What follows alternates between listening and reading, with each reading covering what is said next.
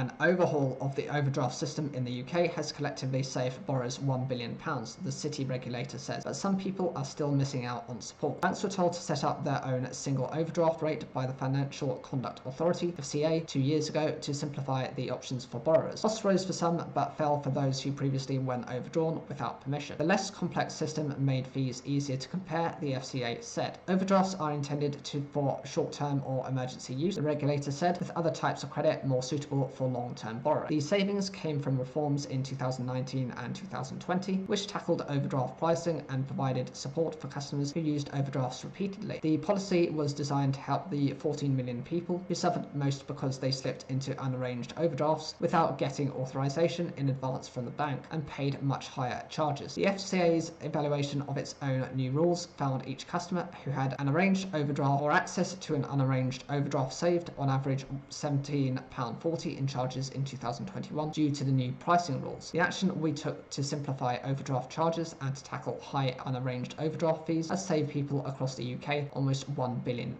in total, said Sheldon Mills from the FCA. Such savings are vital as people manage cost of living pressures. In terms of how you tackle it together, how to deal with looming debt, you need to talk to someone. You are not alone and there is help available. A trained debt advisor can talk you through the options. You need to take control. Citizens advice suggests you work out how much you owe, who to, which debts are the most urgent, and how much you need to pay each month. You need to ask for a payment plan. Energy suppliers, for example, must give you a chance to clear your debt before taking any action to recover the money. You need to check you're getting the right money. Use the independent money help website or benefits calculators run by Policy and Practice and charities entitled to and Turn to Us, and ask for breathing space. If you're receiving debt advice in England and Wales, you can apply for a break to shield you from further interest and charges for up to 60 days. The measures were questioned by some borrowers and campaigners at the time. Some of the 19 million people who used arranged overdrafts were unhappy at the rise in their rates, but the FCA decided charges were too high and too confusing, so it banned treating people with unarranged overdrafts differently, and it banned daily or monthly charges. Lenders had made £2.4 billion